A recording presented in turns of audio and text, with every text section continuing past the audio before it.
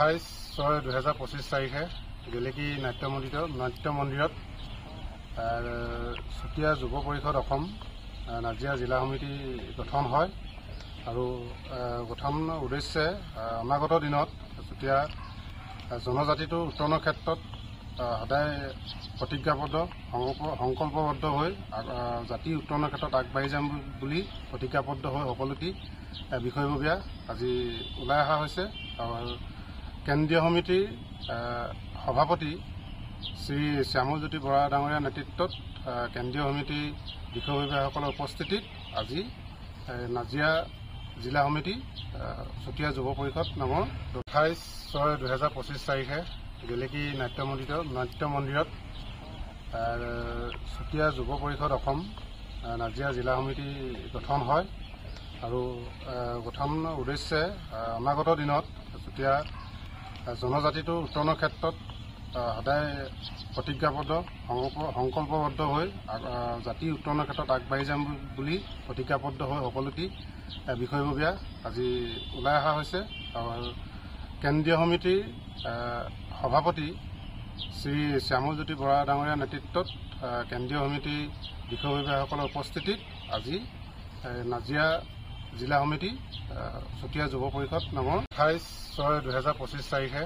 গেলেকী নাট্য মন্দিৰত চুতীয়া যুৱ পৰিষদ অসম নাজিৰা জিলা সমিতি গঠন হয় আৰু গঠনৰ উদ্দেশ্যে অনাগত দিনত চুতীয়া জনজাতিটোৰ উত্তৰণৰ ক্ষেত্ৰত সদায়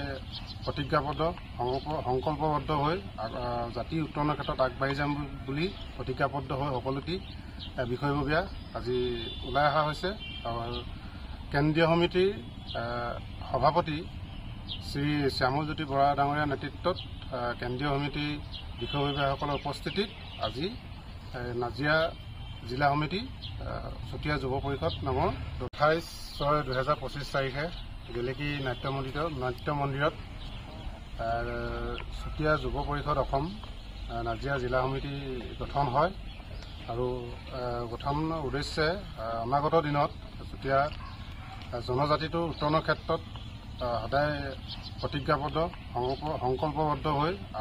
জাতি উত্তৰণৰ ক্ষেত্ৰত আগবাঢ়ি যাম বুলি প্ৰতিজ্ঞাবদ্ধ হৈ সকলোটি বিষয়ববীয়া আজি ওলাই অহা হৈছে আৰু কেন্দ্ৰীয় সমিতিৰ সভাপতি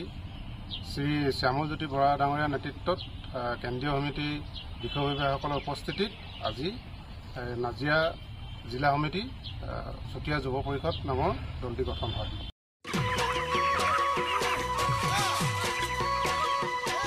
অতি কম দিনতেই একোটা এনেকুৱা হৈ যায়। মই যে বিয়মৰ দানা খুৱাওঁ, আপোনালোকেও বিয়মৰ দানা খুৱাওক আৰু কম দিনতেই অধিক মুনাফা লাভ কৰক।